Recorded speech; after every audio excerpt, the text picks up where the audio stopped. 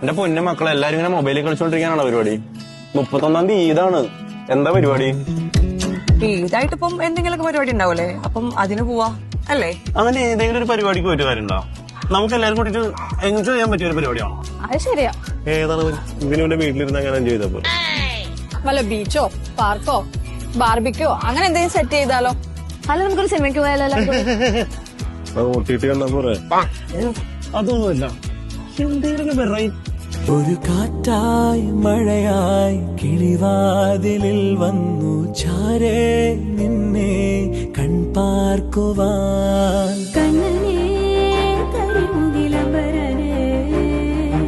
ഇത് പോരെ? ഇതാകുമ്പോ പാട്ടുണ്ട്, ഡാൻസ് ഉണ്ട്, മിമിക്രി ഉണ്ട്, സർക്കസ് ഉണ്ട്, ഒരു കംപ്ലീറ്റ് ഫാമിലി പാക്കേജ്. അതെ, ഇത്തവണത്തെ പെരുന്നാൾ ആഘോഷ പെരുന്നാളോളം.